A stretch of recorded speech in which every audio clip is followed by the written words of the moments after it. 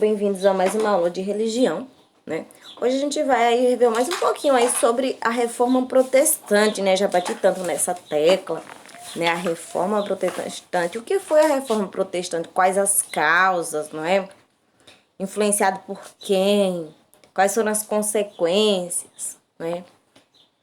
Então hoje a gente vai entender um pouquinho quando começou, quando terminou, tá bom? Mas primeiro a gente tem que entender que a Reforma Protestante é o nome que é dado ao movimento reformista, tá? Que surgiu no cristianismo em 1517, por meio do monge agostiniano Martinho Lutero, tá bom? Então foi liderado aí por Martinho Lutero. A gente já viu as 95 teses dele, né? Vocês já fizeram um trabalho a respeito disso, deu para entender o que foram essas 95 teses, né? Ele levantou 95 teses, né? Mostrando aí como deveriam ser as doutrinas, né, aí da igreja. Ele achava que teria que ter uma mudança, que as doutrinas estavam sendo assim um pouco falha e que precisava de uma reforma, tá?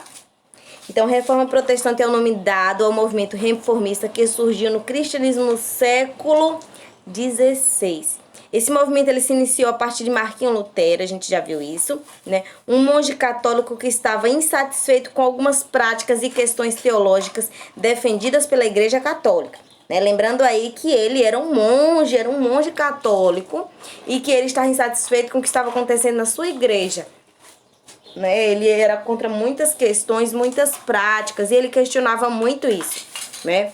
Foi aí então que ele levantou aí, ó, as 95 teses, né? Ele fez toda uma divulgação aí, tá? Então a atuação de Lutero teve como ponto de partida a divulgação das 95 teses, que rapidamente espalharam-se pela Europa e deram origem ao reformismo no seio da Igreja Católica. Da atuação de Lutero surgiu o protestantismo, que a gente vai entender o que é isso, tá? Vou explicar para vocês aí mais à frente o que é o protestantismo, né? Por que reforma protestante? Protestante já vem algo de protestar, de ir contra algo, tá? Então aconteceu o que? Um movimento que chamou protestantismo, então pessoas que protestavam tudo aquilo, que iam contra, que queria realmente uma reforma. Então esse movimento, essa reforma protestante, né, a reforma dos que protestam, tá? Então quais foram as causas da reforma protestante, tá? As causas foram relacionadas a aspectos políticos, econômicos e também teológicos. E resultou aí na corrupção existente na Igreja Católica. Além disso, né, teve resultado de interesses políticos oriundos de nobres que viram na reforma uma possibilidade de romper um vínculo de autoridade com o Papa. Por fim, foi imposta a questão dos interesses econômicos, uma vez que a igreja estipulava a cobrança de impostos de todos os fiéis. Lembrando que a gente tinha, que a gente ainda tem. Lembrando que a gente tinha uma grande quantidade de pessoas que eram extremamente pobres e que não tinham condições.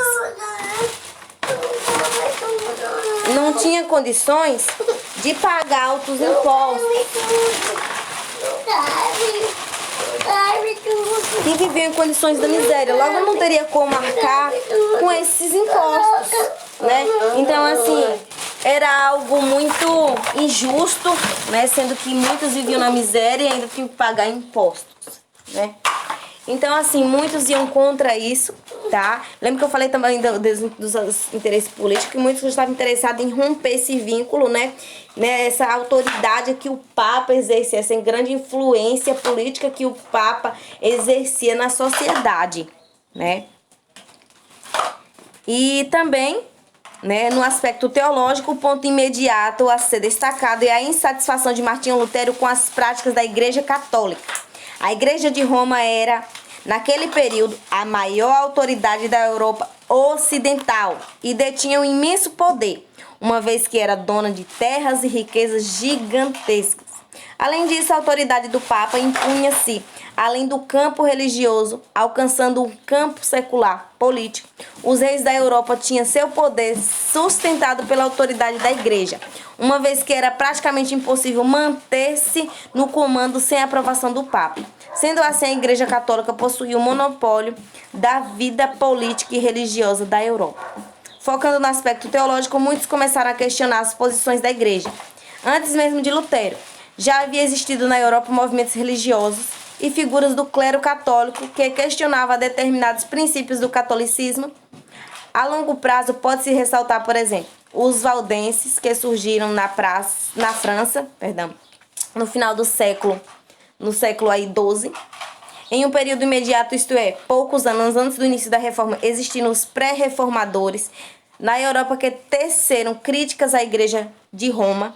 Dois nomes que se destacaram nesse contexto foram John Wycliffe e Jan Hus. O primeiro criticava o acúmulo de poder políticos e os desvios da Igreja dos verdadeiros ensinamentos de Jesus. O segundo tecia críticas parecidas contra o enriquecimento da Igreja e a venda de indulgências. Né? Então, assim, são questões que eram bastante questionadas, né? Por que a Igreja Católica tinha que ter tanto poder, né? Então, se tinha ali, né, a nobreza, que já existia um grande poder, mas não podia fazer nada sem autorização do Papa, né? Sem aceitação.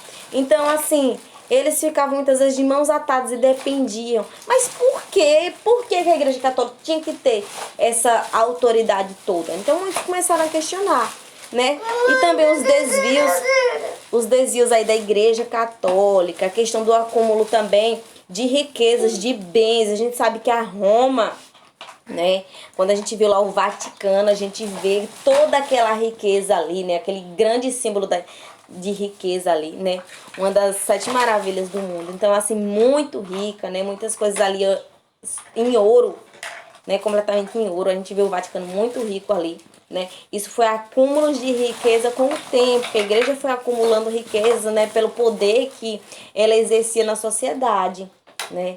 E também as vendas de indulgências, né? Então, vender um pedacinho do céu, né? Essa cobrança de impostos. Então, tudo isso, né, foi fazendo com que a Igreja Católica fosse acumulando riquezas.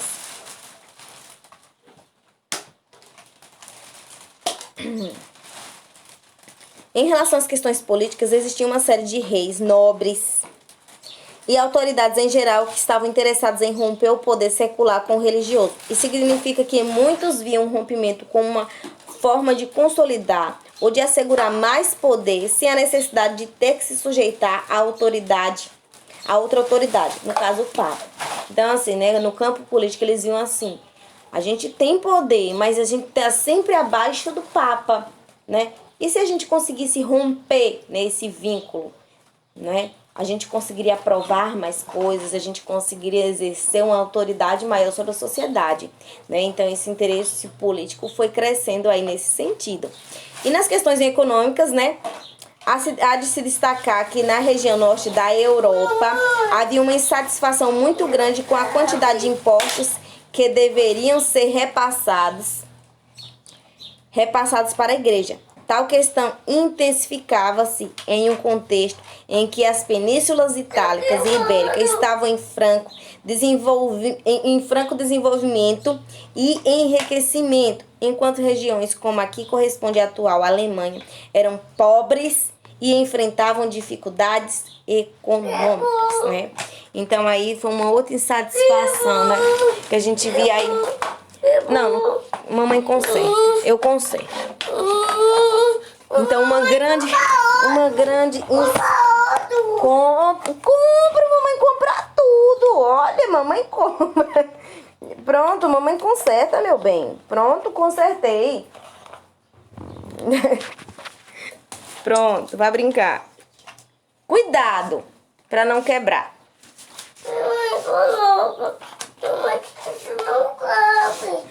Cabe sim. Ô, mamãe tá dando aula, bebê. Mamãe não pode parar assim, não. Pronto. Eita. Ai, meu Deus, nós temos que levar a casa toda. Pronto. Mamãe, por favor. Ai, meu Deus. Levo. Leva a outra. Traz. Então é isso, meus amores. Me desculpem, viu? Mas dar aula com uma criança em casa é complicado, viu? Então, se vocês sempre vão ouvir a voz dela, um choro, tá?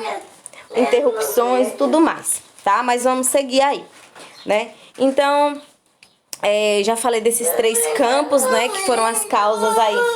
Oi, meu bem. Pegar o quê? A mesa? Pronto. Então, eu já falei desses 3 campos, né? Agora a gente vai falar um pouco aí sobre Martinho Lutero, tá? Então, a insatisfação e as críticas à Igreja Católica tiveram seu ápice em Martinho Lutero, né? Eu já falei que ele era um monge católico, né? Que ele estava insatisfeito com certas condutas, né, da igreja, sobretudo com as indulgências que eram comuns na Igreja Católica da época. Nesse contexto, essa prática acontecia por meio dos dízimos feitos pelos fiéis para a igreja em troca do perdão de seus pecados. Vovó, ajuda aqui, rapidinho, para ela trazer essas coisas aqui. Olha, pera aí, mamãe. Eu tô dando aula.